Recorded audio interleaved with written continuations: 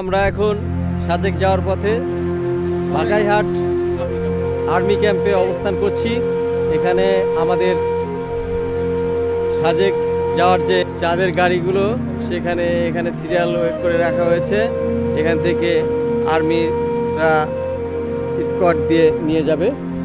আমরা তাদের জন্য অপেক্ষা করছি। এখানে বাগাইহাট ক্যাম্পের কাছে পাহাড়ি সুমিষ্ট ফল এবং খাবারের দোকানপাট আছে। সবাই এখান থেকে পাহাড়ি সুস্বাদু ফলের স্বাদ গ্রহণ করছে। দেখতে থাকুন। অনেক ফল, আমাদের ম্যানেজার স্যার তিনি এখানে ফলের দামাদামি করছেন। সবই পাহাড়ি সুমিষ্ট ফল।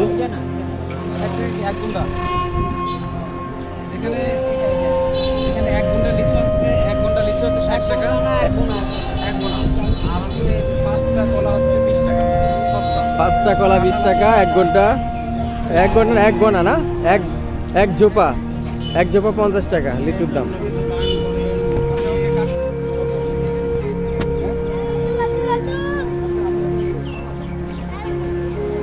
খাগড়াছড়ি টু সাজেক যাওয়ার পথে বাগাইহাট নামক জায়গায় বিজিবি ক্যাম্প রয়েছে।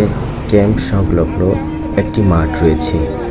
তারই অপর প্রান্তে পাহাড়ি গ্রামবাসীদের ফলের দোকান রয়েছে, যেখানে পাহাড়িরা তাদের পাহাড় থেকে উৎপাদিত বিভিন্ন ফল, সুমিষ্ট ফল এখানে পর্যটকদের কাছে বিক্রি করে টাকা উপার্জন করে থাকে। আমাদের টিমের অনেকেই এই সুমিষ্ট ফলের স্বাদ গ্রহণ করেছে।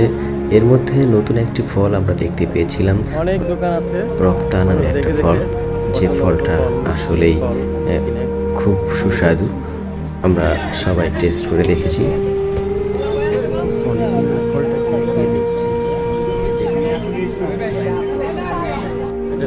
এটাই সেই রক্তা ফল, আসলেই খুব সুস্বাদু। জানতে পারলাম এর অনেক গুণও রয়েছে।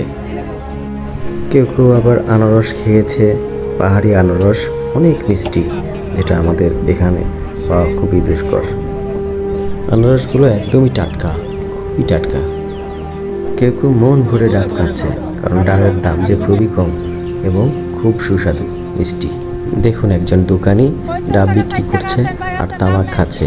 এখানকার তামাক খাওয়ার দৃশ্য একদমই আলাদা। এই অন্যরকম একটা হুক্কা পদ্ধতি, যেটা আমাদের অঞ্চলে দেখা যায় না, শুধুমাত্র এখানেই দেখা গেল, আর কোথাও আমি দেখি নাই। আমাদের যাত্রীরাও অনেকে এটা টেস্ট করে দেখছে। সময় হয়ে গেল বাগাইহাট ক্যাম্প থেকে স্কোয়াডের মাধ্যমে গাড়ি ছাড়ার প্রক্রিয়া। এখনই আমাদের গাড়ির যাত্রা শুরু করবে। গাড়ি একবারে গিয়ে সাজেক থামবে। যাবার পথে অনেক পাহাড় এবং প্রাকৃতিক দৃশ্য দেখতে পেলাম। সত্যি মন ভরে যাওয়ার মতো দৃশ্য, প্রাকৃতিক দৃশ্য। দুই পাশে পাহাড়, উঁচু উঁচু খাড়া পাহাড়ে একবার উঠে যাচ্ছে গাড়ি, আবার নেমে আসছে। এভাবে আস্তে আস্তে আমরা সাজেক পৌঁছে গেলাম। শেষ 2 কিলোমিটার প্রায় ভয়ঙ্কর রকমের চড়াই উঠে আমরা সাজেক পাহাড়ের পৌঁছে গেলাম। অবশেষে আমরা সাজেক এসে পৌঁছালাম। আমাদের রিসোর্ট মেঘবাড়ি, সেখানে যাচ্ছি। ওই যে লাল লাল টিনের যে রিসোর্টটা দেখা যায়, ওটাই হচ্ছে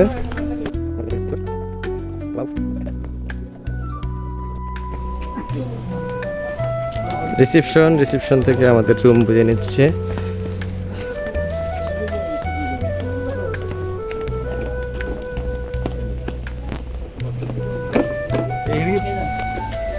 এটা আমাদের 1, 2 আর 3 আমাদের জন্য ওয়েলকাম ড্রিঙ্কস দেওয়া হয়েছে। চিয়ার্স। আমাদের সুমন দাদা,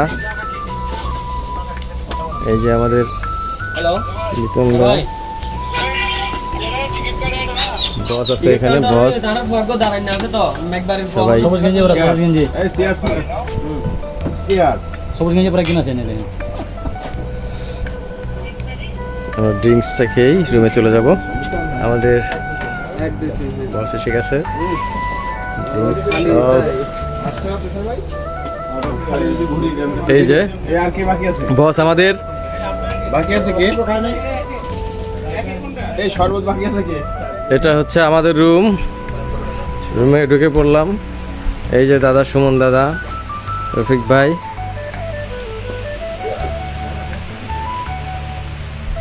এই যে আমি।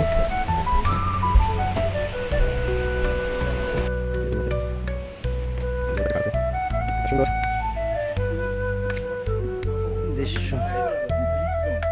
ওই যে আমাদের আর দুইটা রুমে ও ম্যানেজার উঠতেছে।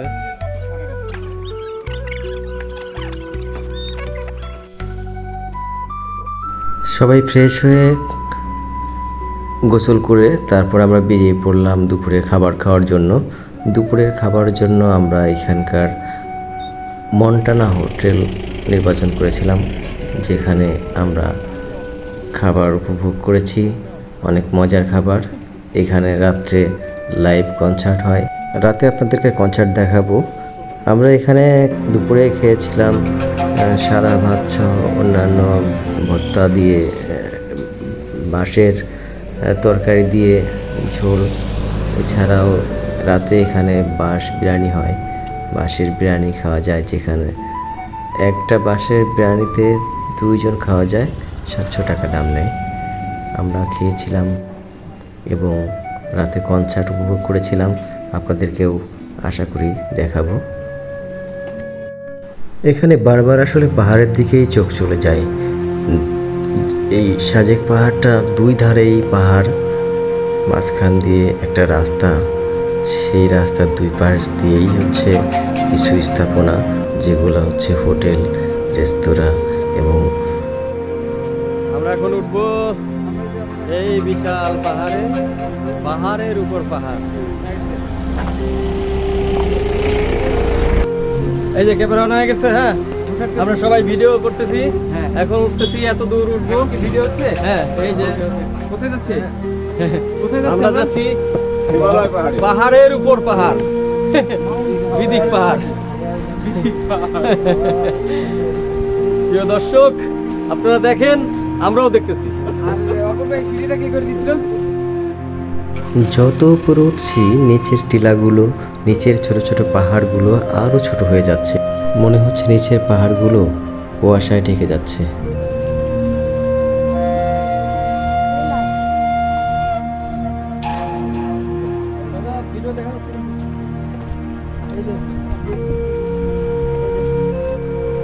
শুধু দর্শক দেখতে পাচ্ছেন, পাহাড় থেকে কংলাক পাহাড়ে উঠছি, মনে হচ্ছে কতটা উঁচুতে উঠছি, কতটা সিঁড়ি বেয়ে তারপর আমরা কংলাক পাহাড়ে পৌঁছালাম।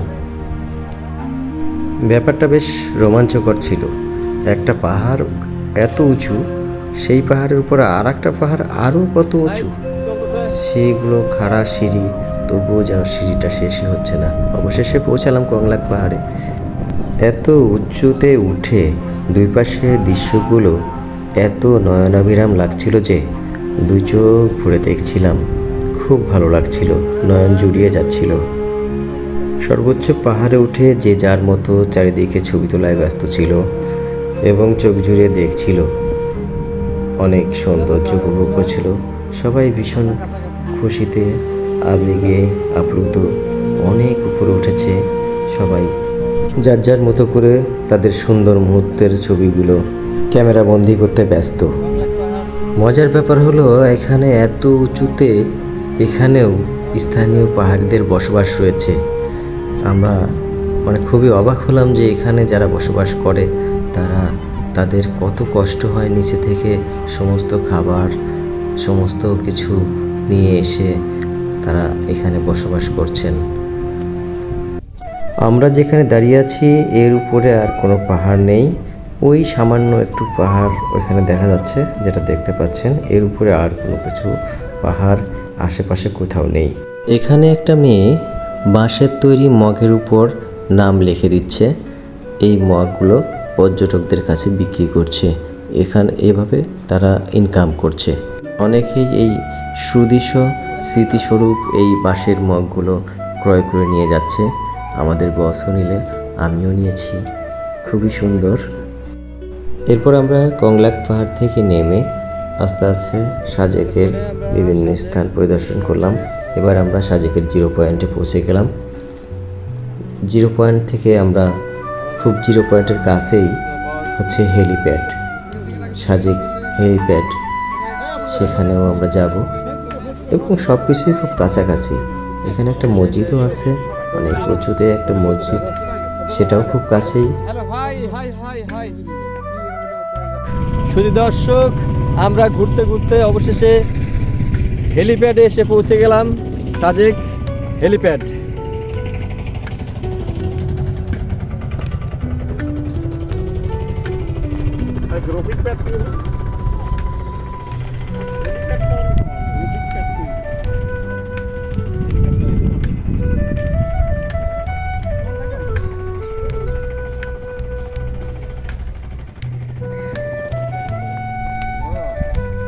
একে একে সবাই এসে গেছে।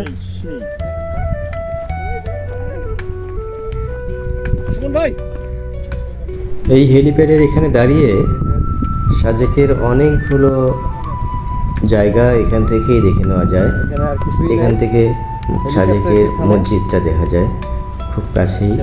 এখান থেকে অনেক পর্যটনদের রিসোর্ট তৈরি হয়েছে, সেই রিসোর্টগুলো দেখা যায় সুন্দর সুন্দর। এখানে একটা জিনিস যে সবগুলো রিসোর্টই অনেক সুন্দর করে বানানো হয়েছে, বেশিরভাগই কাঠ এবং বাঁশের তৈরি। আমরা চলে আসলাম লুসাই গ্রাম। এখানে জনপ্রতি 20 টাকা টিকিট ক্রয় করে ভিতরে প্রবেশ করতে হয়। ভিতরে প্রবেশ করার পর এখানে কিন্তু কোনো মানুষের বসতি না, কোনো মানুষের গ্রাম না। এখানে মূলত লুসাইদের ভাস্কর্য এবং ছবি দিয়ে এখানে একটু সাজানো হয়েছে লুসাই গ্রাম হিসাবে। লুসাই একটি ক্ষুদ্র নৃগোষ্ঠী।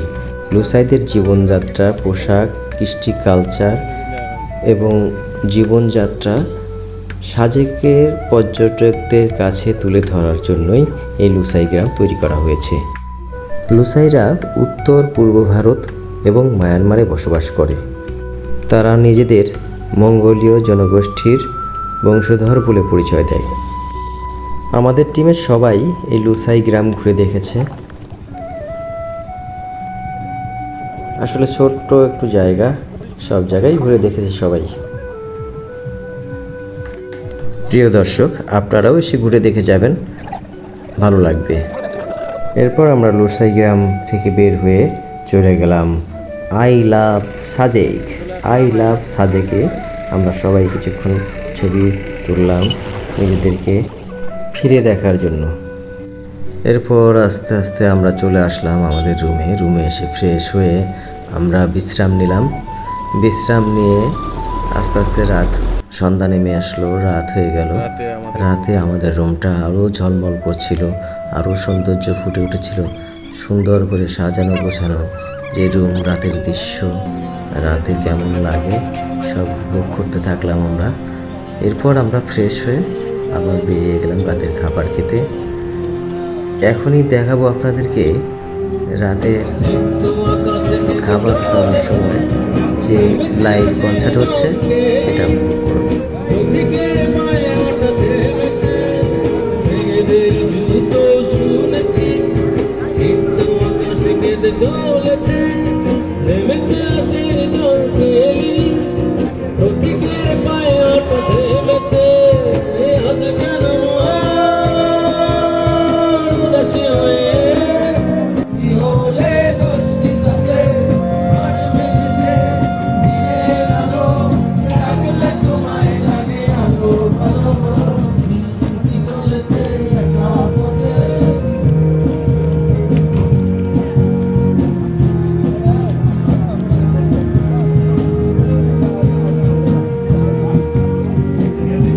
এরপর আনন্দ উল্লাস করে রাত্রে আমরা ঘুমিয়ে পড়লাম। পরের দিন খুব ভোরে উঠে, খুব সকালে উঠলাম, উঠে উঠে মেঘাচ্ছন্ন পাহাড় দেখলাম এবং স্টোন গার্ডেনে প্রবেশ করলাম। এখানে আমাদের ওই যে চিকন রাস্তা দেখা যায়। রিসোর্টের পাশেই ছিল স্টোন গার্ডেন, যেটা বিজিবির নিয়ন্ত্রণাধীন থাকে। ওইখানে 20 টাকা দিয়ে টিকিট সংগ্রহ করে আমরা স্টোন গার্ডেন ঢুকে স্টোন গার্ডেনের পরিবেশ প্রকৃতি দেখলাম এবং বিভিন্নভাবে আমাদের ক্যামেরার মাধ্যমে সময়টাকে ফ্রেমে বন্ধন করলাম। এটাই হচ্ছে স্টোন গার্ডেন, যেখানে আমরা ডিয়ার বস তিনি প্রকৃতিকে উপভোগ করছেন, বিভিন্ন জায়গায় ছবি তুলছেন। স্টোন গার্ডেন খুবই আনন্দ ঘন হয়েছে আমাদের এই সাজেক ট্যুরটা। আপনারাও আসবেন, এই ট্যুরে অনেক কিছু জানতে পারবেন, অনেক মজা হবে, অনেক আনন্দ হবে। পাহাড়িদের জনজীবন দেখবেন, সেই সাথে পাহাড়িদের মন চাইছিল না আসতে, কিন্তু কিছু করার নেই। আমাদের আবার সময় হয়ে গেল ব্যাক করার। ঠিক 10:30টায় 10:30 আমাদেরকে আবার স্কট দিয়ে নিয়ে যাবে বাগাইহাট পর্যন্ত। তো আমাদের সময় হয়ে গেল ব্যাক করার। Good bye Sajek. Bye bye সাথে।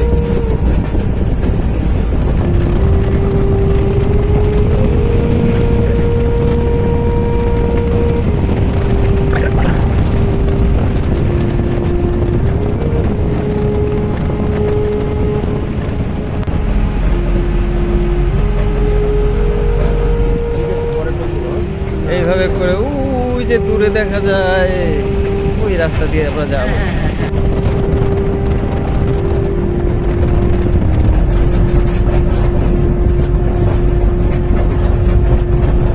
ভিডিওটা উপভোগ করার জন্য সবাইকে অনেক অনেক ধন্যবাদ।